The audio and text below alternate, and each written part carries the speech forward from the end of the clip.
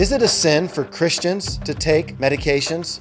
Welcome to the 1 Minute Apologist, where we provide credible answers to curious questions. In fact, we've got over 1,000 questions that we have answered, and we hope that you will peruse our YouTube channel and check out many of the questions we've answered. One question that people have wondered about is, hey, I struggle with mental health issues. Can I take medication to help me cope with it?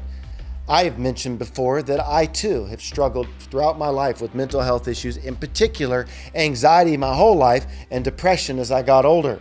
And when I was in seminary at the age of about 27 or 28, the counselor said, Bobby, I really think you've got an anxiety disorder here and you should be on some medication. Well, guess what? I didn't take it because I didn't feel quite comfortable that I could take it by faith, that I wouldn't be sinning.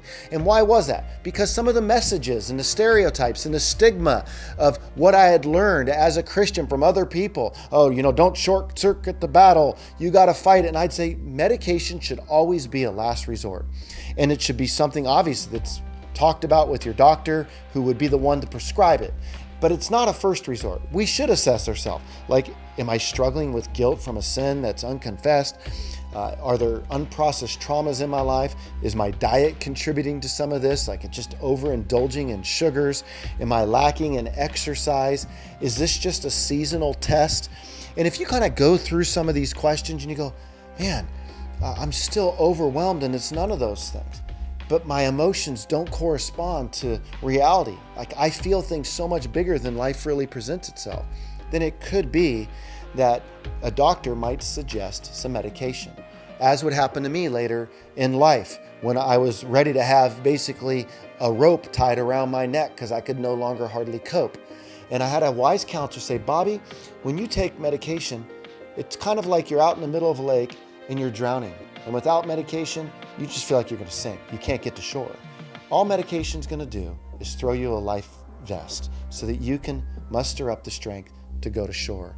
And you know what? That's exactly what my story was. I felt like I was drowning, and medication threw me a life vest. And I'm so thankful that the Lord has created gifted minds who have created certain combinations that can work. I think you have to work with doctors closely because some medications can hijack you and can send you to a bad spot. But for me, I ended up on medication for about 5 years and was fortunate enough to be able to roll back off. But it helped me to be able to deal with some battles that I needed to deal with. And I want to remove the stigma for those that may end up on medication. Many people have ended up taking their life when really some medication could have helped them. I liken it like this as I conclude. Imagine going to the optometrist and doing an eye test. And the doctor says, hey, read, line 4. And you're trying to read line 4 and you say, I can't read line 4. He says, well, try a little harder. Well, pray. Go home and fast about it and then come back and then read line 4. Well, guess what? You can do all that, or the doctor could say, here's a prescription.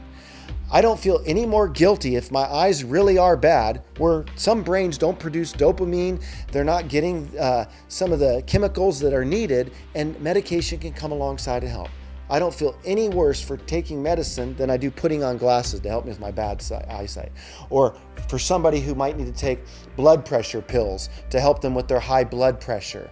We need to be more compassionate about this and realize how damaging it could be if we tell people, oh, you're sinning if you take it. We need to encourage people to talk to their doctor, and we need to ask God to lead them the right way. By the way, if you want a playlist, check it out. We got more on this thing called the mental health crisis.